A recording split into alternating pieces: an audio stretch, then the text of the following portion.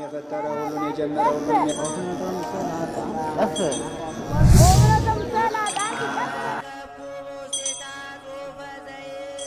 በውስጧም እንዲህ የሚል ጽሑፍ አገኘው።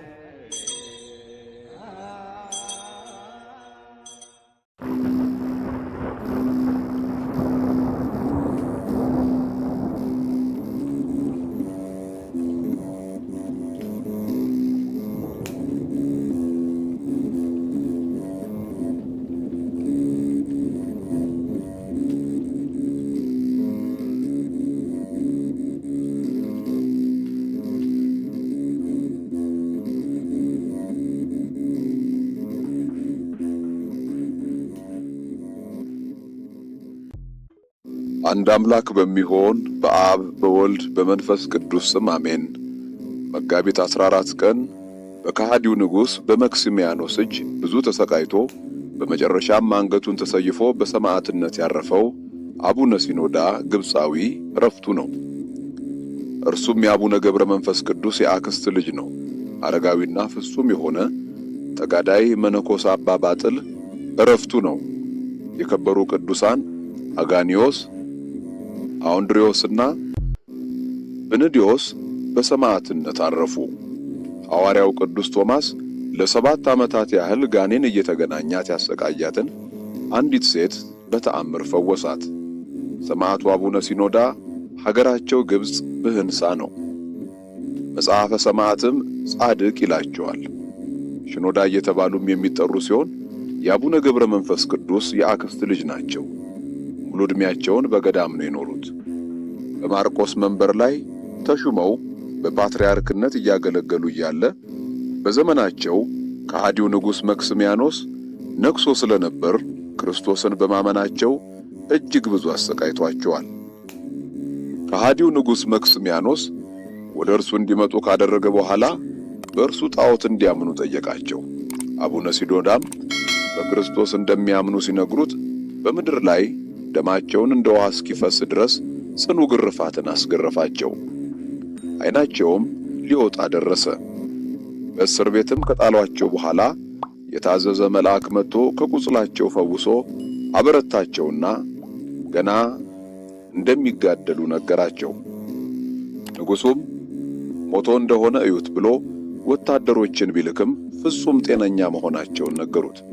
ልብሳቸውንም አስወልቆ አይቶ ካረጋገጠ በኋላ ታላቅ ሥራይ ነው በማለት ዘቅዝቀው እንዲሰቅሏቸውና ከስር እሳት እንዲያነዱባቸው አዘዘ።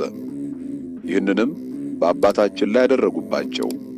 አሁንም ምንም አይነት ስቃይ እንዳልገደላቸው ባየ ጊዜ ዳግመኛም ብዙ ካሰቃያቸው በኋላ መጋቢት 14 ቀን አንገታቸውን በሰይፍ አስቆርጦታል። አባ ባጥል ይህም ቅዱስ በሚኖርበት ገዳም ውስጥ አባ ዮሐኒ የተባለ አበምኔት በመነኮሳት ላይ ነገረ ሰሪን እንደሚቀበል በሰማ ጊዜ አዝኖ በዓቱን ትቶ ወደ ዓለም ወጣ። ወደ እስክንድርያም መጥቶ የሴተኛ ዳሪያዎችንና የአመንዝራዎችን ስም ጽፎ ያዘ። ከኪራይ ሠራተኞችም ጋር ሲሰራ እየዋለ ደሞዙን ሲቀበል ወስዶ ሽምብራ ቂጣ ገዝቶ ሌላውን ገንዘቡን ለሴተኛ ዳሪያዎች በየተራ ይሰጣል። በነጋታውም አንዷ ጋር ሄዶ ዛሬ የማድረው ካንቺ ጋር ነውና ማታ ራስሽን ለኔ አዘጋጅ ብሎ ይሄዳል። እሱም ከኃጢአት ሊጠብቃቸው ሲል ገንዘቡን እየከፈላቸው ከሴቶቹ ጋር ያድር ነበር። ነገር ግን ሌሊቱን ሙሉ ቆሞ ሲጸልይ ያድር ነበር እንጂ ሴቶቹን በግብር ፈጽሞ ያውቃቸውም ነበር። በተራ አብሯት ያደረገችውንም ሴት ድብቅ ሥራውን ለማንም እንዳትነግርበት በእግዚአብሔር ስም አስብሏት ይሄዳል። ይህንን ተግባሩን የዕለት ተዕለት ኑሮ አድርጎ ሲኖር አንድ ቀን ግን አንዲት ሴት ምስጢሩን ገለጠችበት። በዚህም ጊዜ ጋኔን ይዞ ወዲያው አሳበዳት። የአገሪቱም ሰዎች ይህን ክፉ ሽማግሌ ኃጢአት የለበትም ብላ ስለ እርሱ በሐሰት ስትመሰክር ተቀጣች እያሉ ዘበቱባት።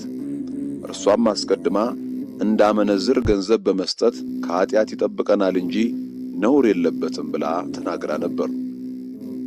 የቀሩትም አመንዝራዎች በእርሷ ላይ የሆነውን ባዩ ጊዜ ስለፈሩ እነርሱም ስለ አባ ባጥል መመስከር አልፈለጉም። አባ ባጥልም እገሌ በዚህ ዕለት ትጠብቀኛለች እያለ ከሴቶቹ ጋር እንደሚተኛ ሆኖ ይናገር ነበር። ሰዎችም በሚያሙት ጊዜ እኔም እንደ ሰው ሁሉ ሥጋ የለበስኩኝ ነኝ ይላቸው ነበር። ሰዎቹም ልብስህን ለውጠህ ሚስት አግብተህ ኑር አሉት።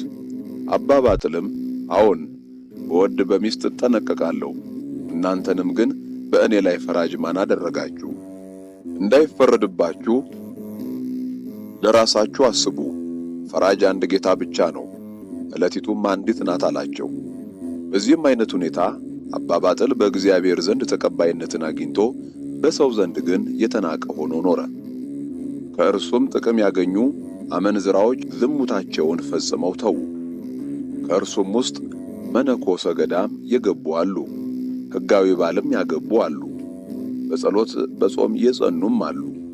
በአንዲት ዕለትም ከአንዲት አመንዝራ ሴት ቤት አባ ባጥልን ሲወጣ አንድ ሰው አየው። ያም ሰው አስቀድሞ ከሴቲቱ ጋር ያመነዝር ስለነበር አባ ባጥልን ከእርሷ ዘንድ ሲወጣ ቢያየው ሄዶ በጥፊ መታው። ከዚህም በኋላ አባ ባጥል ነፍሱን ይወስዳት ዘንድ ወደ ጌታችን ለመነ።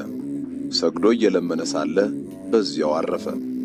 በቤቱም መድረክ ላይ የዚች አገር ሰዎች ጊዜው ሳይደርስ በማንም ላይ አትፍረዱ፣ እንዳይፈረድባችሁ የሚል ጽሑፍ ተገኘ።